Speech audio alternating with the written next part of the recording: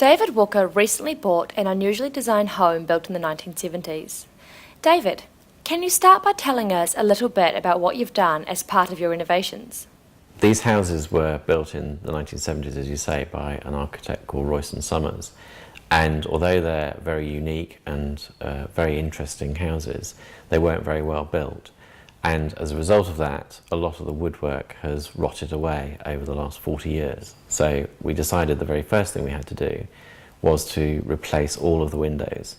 And there are over 100 windows in the house, so it was always going to be an expensive project. The biggest problems with these houses is whilst they're not listed, they do have very strict covenants placed on them. And the trouble with that is that you're supposed to keep the house in exactly the same style as when it was originally built. But that's impossible if you're replacing all the windows, because nowadays building regulations get in the way and you can't replace like for like. So going through a number of iterations, including looking at replacing them with hardwood, we decided in the end to replace them with aluminium. And as you can see, they are very similar to the original wood frames, but they are actually made out of aluminium, so they should last a lot longer. But one of the problems with that was then when we started to unpick the windows, not only did we find asbestos, but also the frames that the windows were sitting on weren't actually securely bound into the property. So we had to unpick the floors. And then as we started to unpick the floors, we realised that those joists also were rotting or not tied into the building properly, and ended up having to replace all the floors. So once we decided we were replacing all the floors, we decided to replace all the heating with underfloor heating.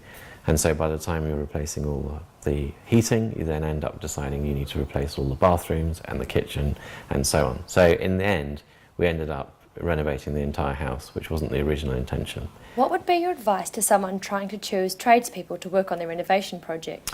The key for picking the right tradesperson really is whether they are able to do the job that you're asking them to do.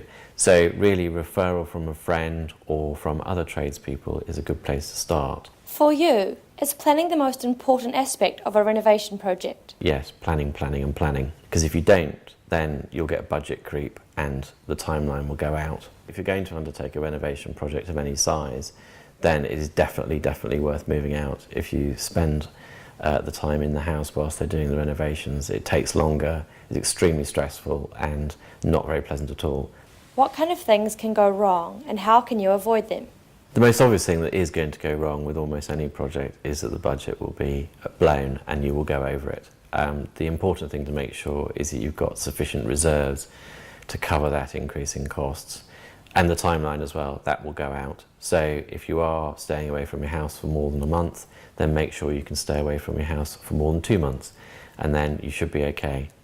Do you have any future plans for renovation at your home, or have you had enough? I think we've had enough. Definitely. So to summarise, the 5 most important things to take away from this are planning, it's absolutely everything. Getting the right tradespeople, make sure that you pick up references where you can and that they actually can perform the job that you're asking them to do. Estimating the value of your property accurately so that both during the renovation and afterwards it's properly covered. Getting the right renovations home insurance, so if your existing insurer won't cover you, find somebody who will. And being prepared for when things go wrong, as inevitably they will, whether it's the budget or whether it's the timeline. Thanks very much for your time, David, and for giving us a little peek into your beautifully renovated home.